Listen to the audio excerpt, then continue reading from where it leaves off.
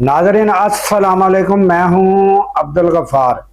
नाज़रीन, गुज़श्ता 24 घंटे में होने वाली अहम खबरें, अहम डेवलपमेंट जो है वो हम ढूंढ कर उनकी तहकीकात करके, छांट फटक करके और उनको जो है आपके लिए हम खबरें लाते हैं और फिर उनकी हम तहकीकात भी करते हैं कि कितनी वो दुरुस्त है। फिर सब खबरें जमा करके फिर हम आपके सामने लेकर आते हैं। और नाजरीन, जो खबरें हमारे पास आज मौजूद हैं बड़ी दिलचस्प खबरें हैं और सुनने वाली हैं। उसमें नाजरीन अमेरिका और ईरान जंग जो है वो उसके ऊपर दस्तखत हो चुके हैं। किस किस ने दस्तखत किए हैं, क्या डिटेल है, ये हम आपको बताएंगे। उसके अलावा नाजरीन, जो ये आज़ाद कश्मीर की अवामी जॉइंट एक्शन कमेटी है उसके खिलाफ बड़ा क्रैकडाउन और बड़े केस दाखिल किए हैं और बड़े मामले सामने आए हैं, वो डिटेल हम आपके सामने रखेंगे। उसके अलावा नाजरीन, मौलाना फजल रहमान उन्होंने इमरान खान की रिहाई का मुतालबा कर दिया है। कहाँ किया, किस वजह से और क्या कहा, ये भी हम आपको बताएंगे। उसके अलावा सुहेल अफरीदी की जो केस की समाअत थी वो कहाँ तक पहुंची, मुलाकात वाली, वो भी हम आपके सामने रखेंगे नाजरीन।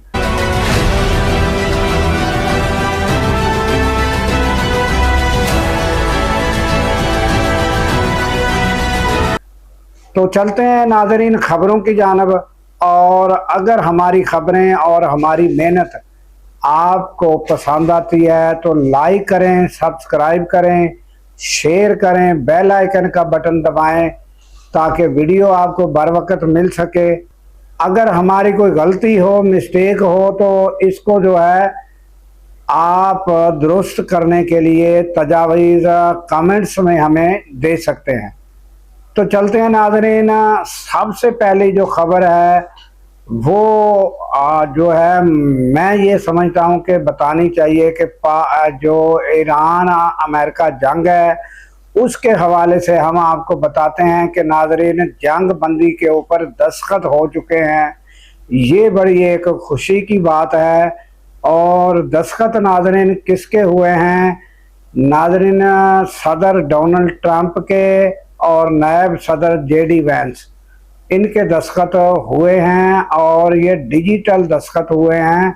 और उधर से नाजरीन ईरान से जो हैं वो पार्लिमानी स्पीकर हैं जो बाकर कालीबाफ, उनके दस्तखत हुए हैं। और उसकी जो डिटेल है वो आइंदा जो है वो बता दी जाएगी कि क्या क्या मुफाहमती शराइत और किन शराइत पर अमल किया जाएगा। ये सारी जो है ये आइंदा चंद घंटों में आपके सामने आ जाएगी डिटेल।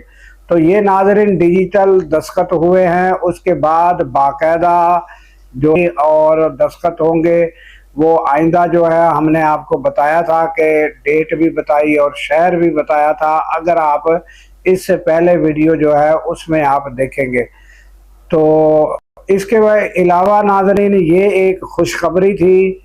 और उसके अलावा ये डिटेल भी हमने बताई थी कि ये जो अपना आबना हुर्मस है ये भी खुल जाएगी। और फिर जो है कुछ शराइत सामने ये भी तय हुई है कि ईरान को पूरी आज़ादी होगी कि वो अपना पेट्रोलियम मसनूआत जहाँ मर्जी बेच सके। फिर उनके असाथे जो मुंजमद हैं, जो दुनिया भर के मुल्कों में उनकी दौलत मुंजमद कर दी गई थी, वो भी रिलीज़ की जाएगी और कुछ जो है दस्तखत के वक़्त भी रिलीज़ की होगी। तो इस तरह करके वो डिटेल नाजरीन सामने आ जाएगी कि क्या क्या मामला तय हुए और क्या किसी ने खोया, क्या किसी ने पाया, और ये सब सामने आ जाएगा। उसके बाद नाजरीन आते हैं कि मौलाना फजल रहमान जो है उन्होंने इमरान खान की रिहाई का मुतालबा किया है। तो यो वो नाजरीन पार्लिमान में उन्होंने बजट की स्पीच के दौरान कहा कि मैं कहता हूं कि इमरान खान को रिहा होना चाहिए। तो उन्होंने कहा कि उसकी रिहाई जो है वो जो है उससे कोई फ़र्क नहीं पड़ता। मुल्क में अगर कशीदगी किसी एक शख्स की वजह से हो तो उसको ख़त्म करना चाहिए और इमरान खान की रिहाई होना चाहिए। फिर उनको जब ये सवाल किया और उनको कहा गया कि आप तो उनके खिलाफ थे, तो आप उनकी रिहाई की कैसे बात करते हैं और उनके हक में कैसे बात कर रहे हैं।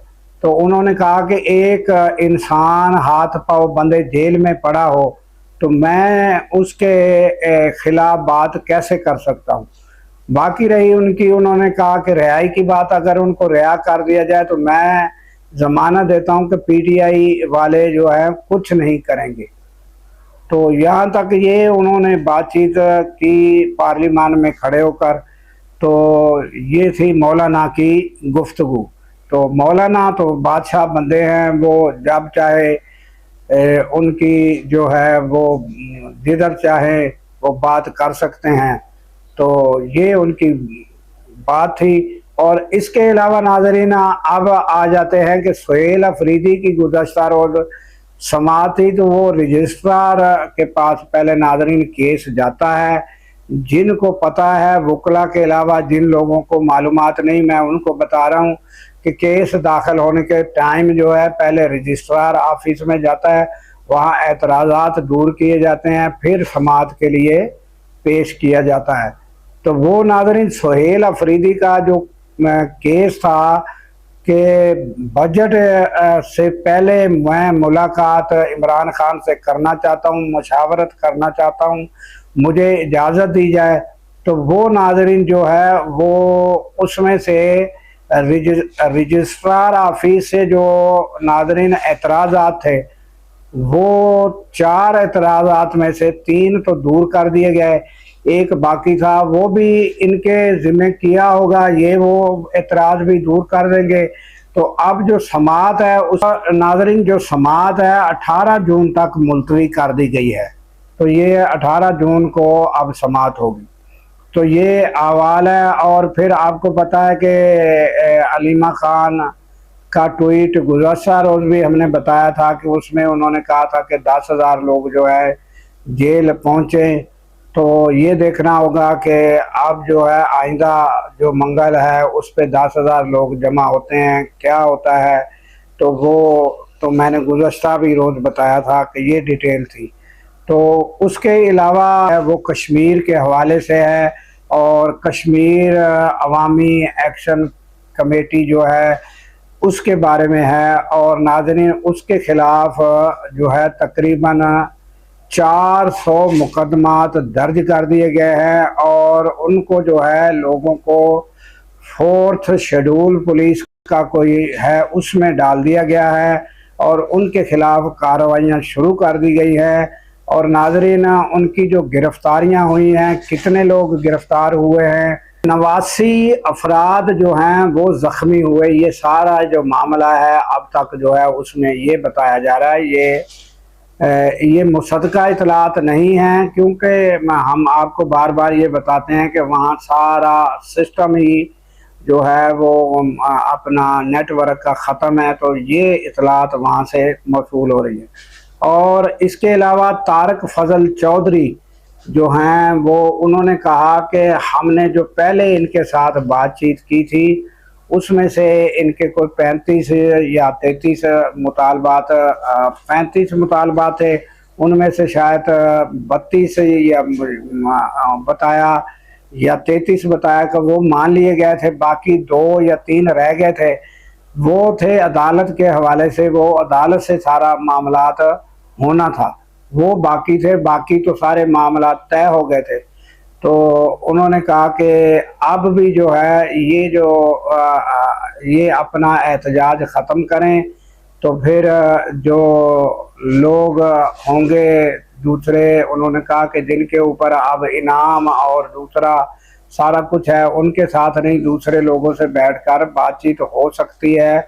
और बातचीत ये हमने आपको बताया था नाज़रीन कि बातचीत जारी भी है और साथ साथ ये जो है ये क्रैकडाउन और मुकदमात ये भी जारी है। ये हुकूमत जो है उसका एक स्ट्रेटजी होती है कि प्रेशर भी डेवलप करना और साथ में बातचीत करना, ये हुकूमत का तरीक़ाकार होता है।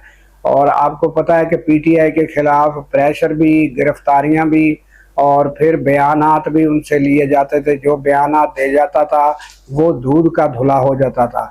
अब यहाँ भी नाज़रीन जो है वो बयानात आपके सामने आना शुरू हो जाएंगे कि हमारा कोई ताल्लुक़ नहीं है जॉइंट एक्शन कमेटी, अवामी जॉइंट एक्शन कमेटी के साथ हमारा ताल्लुक़ नहीं है। यहाँ भी बयान आना शुरू होंगे, ये हम आपको पहले से बता रहे हैं। यही स्ट्रैटेजी, यही तरीका हुकूमत का होता है।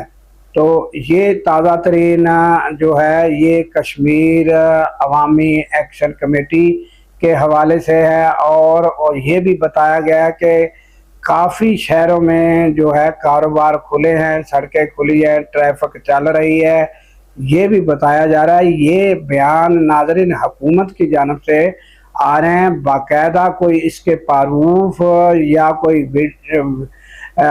तस्वीर या कोई वीडियो या कोई इस तरह का ऑथेंटिक प्रूफ जो है वो नहीं आ रहा है। ये हुकूमती जानिब से बयान दिए जा रहे हैं कि आस्ते आस्ते ये मामलात मामूल पर आ रहे हैं। और ये ताज़ा तरीन कश्मीर अवामी एक्शन कमेटी की जानिब से ये जो डिटेल थी ये हमने आपके सामने रख दी है। और ये सारी जो ख़बरें हैं, और नाज़रीन अब ये देखना होगा कि जो डिटेल हमने बताई और उसमें नाज़रीन अब ये देखना होगा कि सुहेल अफरीदी जो है वो क्या कोई इक़दामात करते हैं या नहीं, या आखिरी वो जो कोशिश कर रहे हैं अदालत की उसमें से उनको रिलीफ मिलता है इमरान खान से मुलाकात का या नहीं। अगर उनको मुलाकात का वहाँ से भी कोई इजाज़त ना मिली तो उसके बाद फिर वो कुछ करते हैं कि नहीं करते, ये आइंदा आने वाले दिनों में देखना होगा। बाकी हमने आपको बताया कि जो 10,000 लोग हैं वो जेल के आगे अगर जमा होते हैं तो इससे पहले भी मुतअद्दिद बार जमा हो चुके हैं, उसका कोई रिज़ल्ट खातर ख्वाह जो है वो नहीं निकलता। तो ना ही जो है आपको पता है कि जो पार्लियामेंट जो लीडर अपोजिशन लीडर हैं सेनेट में और कौमी असम्बली में, दोनों जो बाबे हैं वो भी कोई ऐसा उन्होंने अब तक कोई ऐसा ऐलान, ऐसी तहरीक, ऐसा कोई ऐलान अब तक नहीं किया। तो ये इमरान खान और पीटीआई के हवाले से है। तो ये सूरत-ए-हाल सारी डिटेल हमने आपके सामने रखी। हमें नाज़रीन दीजिए इजाज़त इस दुआ के साथ कि अल्लाह ताला पाकिस्तान की खैर फरमाए, पाकिस्तान की सरहदों की खैर फरमाए और सरहदों पर मामूर हमारी जवानों को अल्लाह ताला शाद व आबाद रखे। क्योंकि नाज़रीन जब हम रातों को सो रहे होते हैं वो सरहदों पर जाग रहे होते हैं। अल्लाह हाफिज़।